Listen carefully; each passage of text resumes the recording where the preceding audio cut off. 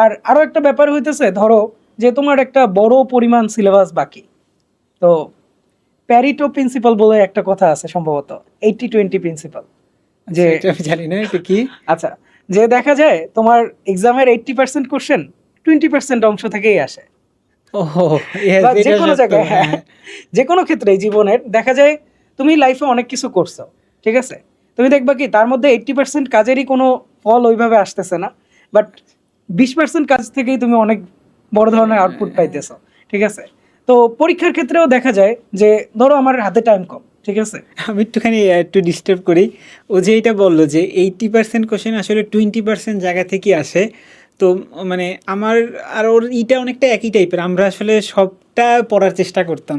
হ্যাঁ তো হ্যাঁ আমি যখন আর কি এই যে সিগময়েড স্কুলের সাথে যুক্ত হয়েছিলাম, তো আমাদের তো একটা অ্যাপ বানাইতে আসছি আমরা, আচ্ছা বানানো অলরেডি হয়েছে। তো ওইটার যখন দেখা গেছে যে আমরা আর কি ভিতরে কাজ করতেছি, আমি তো আর কি সফটওয়্যার পার্টে ছিলাম না, আমি আর কি অ্যানালাইসিসের পার্টে ছিলাম।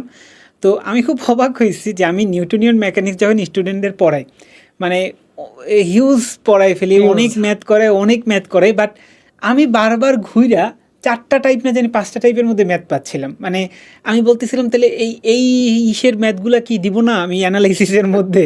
আমি মানে বলতেছিলাম আমাদের সফটওয়্যার টিমে যে এটা তো খুব সুন্দর একটা টাইপ, হ্যাঁ এরকম করে ম্যাথগুলো করে, এই টাইপটা একটাও আসে নাই। পরে আমি বললাম যে না আসলেই তো এই 4টা 5টা এতগুলো টাইপের মধ্যে 5টা টাইপ দেখি আসলে রিপিট হইতেছে রিপিট বারবার। হইতেছে বারবার।